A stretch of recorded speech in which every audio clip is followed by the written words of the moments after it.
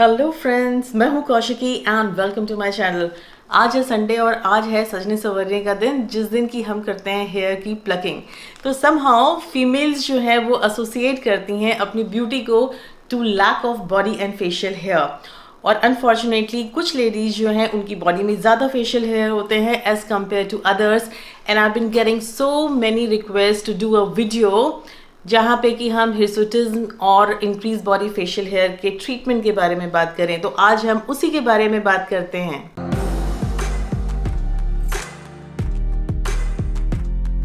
सबसे पहले हम बात करते हैं कि इंक्रीज बॉडी या फेशियल हेयर किसी भी लेडी को क्यों होता है। सबसे कॉमन रीज़न है फैमिली हिस्ट्री।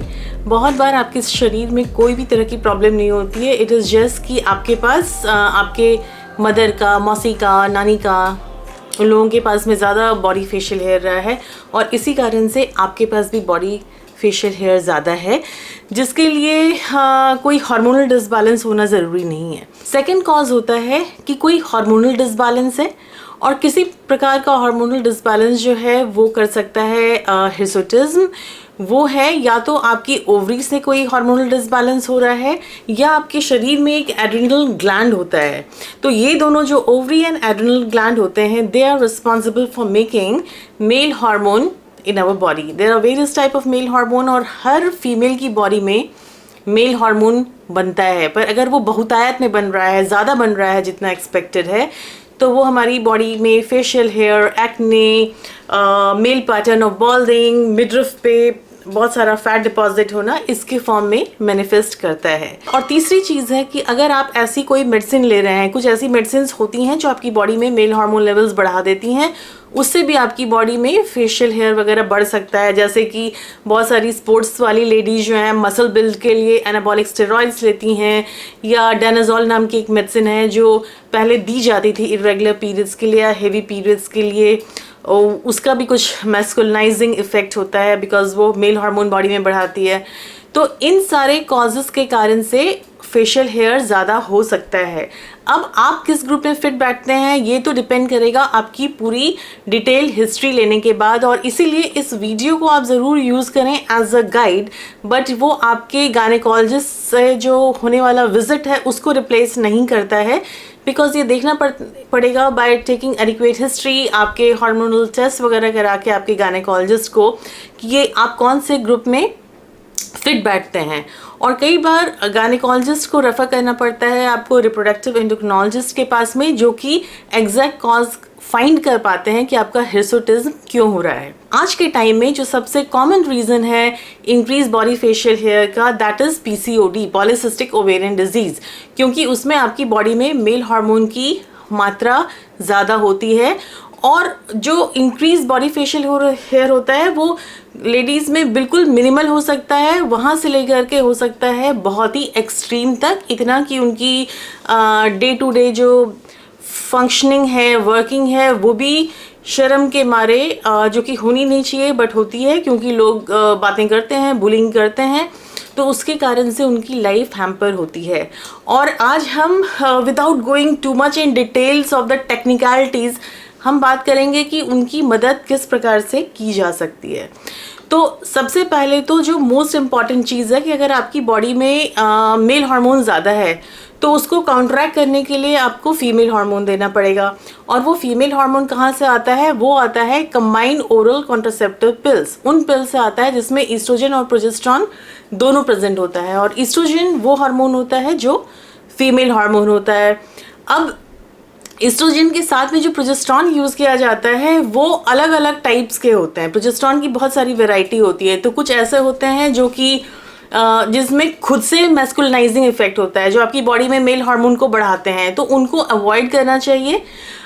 उस तरह के पिल्स नहीं चूज़ किए जाने चाहिए आपके डॉक्टर द्वारा जिसमें कि मैस्कुलिनाइजिंग इफेक्ट हो, वाइल ऐसे किए जाने चाहिए जिसमें कि मोर फेमिनाइजिंग इफेक्ट हो। ठीक है, तो सबसे कॉमनली यूज जो मेडिकेशन है दैट इज़ डायन या क्रिम्जन के नाम से आता है। उसमें ईस्ट्रोजन के अलावा एक दूसरा केमिकल होता है जिसको हम बोलते हैं सिप्रोटेरॉन एसीटेट, जिसका कि 2 मिलीग्राम इथेनाइल एस्ट्रेडियोल के साथ में होता है, जिसका 50 माइक्रोग्राम्स उसमें होता है। सो इसको मोस्ट कॉमनली यूज़ किया जाता है कॉन्ट्रासेप्टिव पिल्स को। इसका एक डाउन साइड हो सकता है, जो सिप्रोट्रॉन एसीटेट है कई बार ब्लड को थिकन कर देता है और उसके कारण से ब्लड क्लॉट्स बन सकते हैं। तो उन लेडीज़ में जिनमें कि या तो फैमिली हिस्ट्री है ब्लड क्लॉट्स की, ऐसी कोई प्रॉब्लम है, उनमें ये केयरफुली देने की ज़रूरत होती है। और इसीलिए this video can not replace you meeting in person to a gynaecologist who can take your history correctly and then decide whether you are suitable for Dian 35 or Crimson or a medicine like this or not. तो जब आपने अगर आप Dian 35 के लिए suitable नहीं होंगे सिप्रोट्रॉन acetate के लिए, तो कई और तरह के ओरल पिल्स होते हैं जिससे कि बिगनिंग होनी चाहिए आपके हिर्सुटिज्म के ट्रीटमेंट की। अब जब आपको कंबाइंड ओरल कॉन्ट्रासेप्टिव पिल दिया गया तो आप बोलेंगे कि भैया 1 महीने में इफेक्ट आ जाएगा, ऐसा नहीं है। These medicine act slowly. ये आपके जो ऑलरेडी फेशियल हेयर उग आए हैं उनको नहीं हटाते, बट उसकी ग्रोथ को स्लो करते हैं। तो एक्चुअल का इफेक्ट देखने में आपको 6 महीने तक लग सकता है, 6 महीने से साल तक लग सकता है। तो पेशेंस रखिए, डोंट गेट डिस्पैशनेट, इम्पेशेंट मत बन जाइए।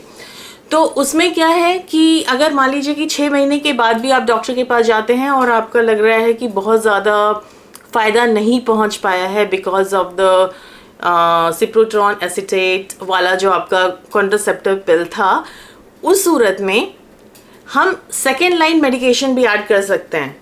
सेकेंड लाइन मेडिकेशन क्या होती है, या तो सिप्रोट्रॉन एसीटेट का ही डोज बढ़ाया जा सकता है, मतलब ओरल कॉन्ट्रासेप्टिव पिल चल रही है, साथ में सिप्रोट्रॉन एसीटेट 100 मिलीग्राम्स पर डे के हिसाब से भी दिया जा सकता है और वो काफ़ी इफ़ेक्टिव होता है।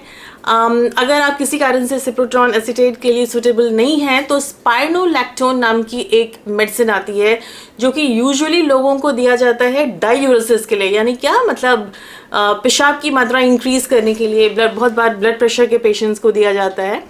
तो स्पाइरोलैक्टोन जो है वो एक नॉन हार्मोनल मेडिकेशन है, बट उसका भी जो हिर्सुटिज्म है उस पर पॉजिटिव इम्पैक्ट आता है। तो ओरल कॉन्ट्रासेप्टिव पिल्स के साथ में जब स्पाइरोलैक्टोन को दिया जाता है तो वो काफ़ी इफ़ेक्टिव होता है। और साथ में क्यों, मैं उसके रीजंस बताती हूँ। एक तो जब दोनों को हम कंबाइन देते हैं तो उसका इफ़ेक्ट कंबाइंड इफ़ेक्ट आता है, तो ऑब्वियसली रिजल्ट्स बेटर आते हैं। That is one reason. Second reason is कि सिप्रोट्रॉन एसीटेट को लेने से आपके पीरियड्स हो सकता है कि इरेगुलर हो जाएं, या अगर आपको पीसीओडी है तो ऑलरेडी ही अगर इरेगुलर पीरियड है तो स्पाइरोलैक्टोन उसमें कुछ भी नहीं कर रहा है, तो उसमें आपका ओरल कॉन्ट्रासेप्टिव पिल जो है वो पीरियड्स की रेगुलरिटी को मेंटेन करेगा। तीसरी चीज़ ये है कि स्पाइरोलैक्टोन जो है वो कोई कॉन्ट्रासेप्टिव पिल नहीं है, तो अगर आप उसको लेते हैं और उसमें आपका कंसेप्शन हो जाता है और अगर मेल चाइल्ड है आपके यूट्रस में तो उसमें फेमिनाइजिंग इफेक्ट आ सकती हैं। इसलिए ओरल कॉन्ट्रासेप्टिव पिल साथ में लेने से ये इंश्योर करता है कि आपकी कहीं प्रेगनेंसी नहीं हो जाए while you are on this medication. और सिप्रोट्रॉन लैक्टोन का कितना डोज, बहुत बार डॉक्टर्स 25 मिलीग्राम 50 मिलीग्राम से स्टार्ट करते हैं, उससे इम्पैक्ट बहुत देर से आता है। तो 200 मिलीग्राम का डोज यूजुअली होना चाहिए, बट स्टार्टिंग 200 मिलीग्राम से नहीं करनी चाहिए। 100 मिलीग्राम से स्टार्ट करके हर 3 महीने पे असेसमेंट होना चाहिए कि भैया और डोज बढ़ाने की ज़रूरत है या नहीं ज़रूरत है, और हर 3 महीने पे आपकी डॉक्टर 25-25 मिलीग्राम बढ़ा कर उसको 200 मिलीग्राम तक ले जा सकते हैं। और अगेन इसको टाइम दें। अगेन ये कोई ऐसा नहीं है, चट मंगनी पट ब्याह वाली बात नहीं है। इसमें आपको वेट करना पड़ेगा, टाइम देना पड़ेगा, कम से कम 6 महीने का असर देना पड़ेगा और तब असेसमेंट करनी पड़ेगी कि दोनों के कंबाइंड इफेक्ट से, ईस्ट्रोजन एंड स्पाइरोलैक्टोन के इफेक्ट से आपके फेशियल हेयर में इम्प्रूवमेंट आ रही है या नहीं आ रही है। इसके अलावा और भी कई नॉन हार्मोनल टैबलेट्स हैं जो कि उतने सेफ नहीं हैं, जिनको कि हम फेशियल हेयर डिक्रीज करने के लिए दे सकते हैं, जैसे कीटोकोनाजोल और फिनेस्टराइड, बट वो सब के नुकसान ज़्यादा हैं, फ़ायदे कम हैं, तो इसलिए वो मैं आपको सजेस्ट नहीं करूँगी। कुछ चीज़ें और बताना चाहूँगी।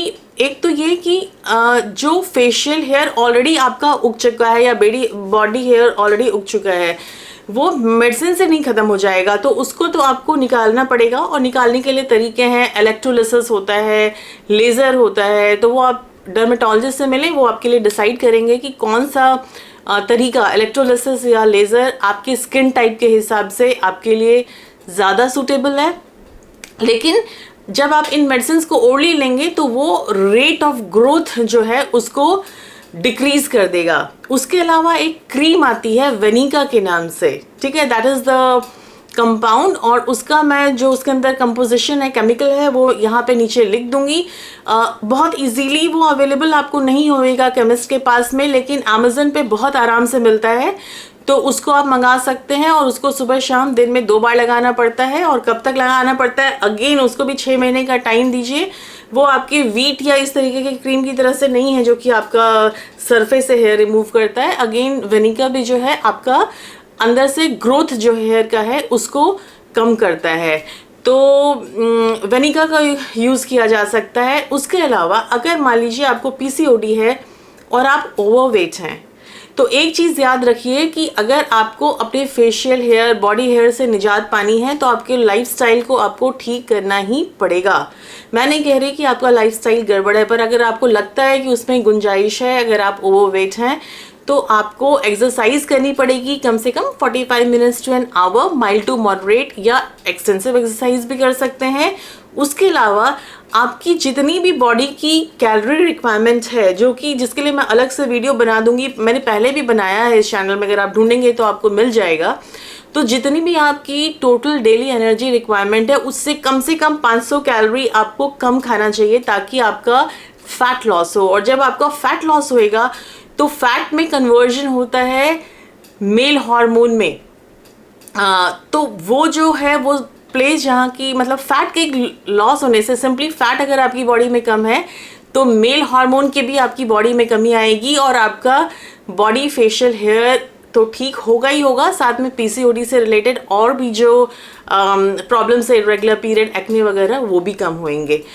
तो I hope that you found this video useful in tackling PCOD caused by hirsutism। मैं हर इशू को तो नहीं कवर कर सकती हिर्सुटिज्म के, लेकिन जो सबसे कॉमन रीज़न था जिसके लिए कि मुझे रिक्वेस्ट आ रहे थे, I have tried my best to cover in this video। If you have any further questions, feel free to put down in the comment and I will be more than happy to answer it।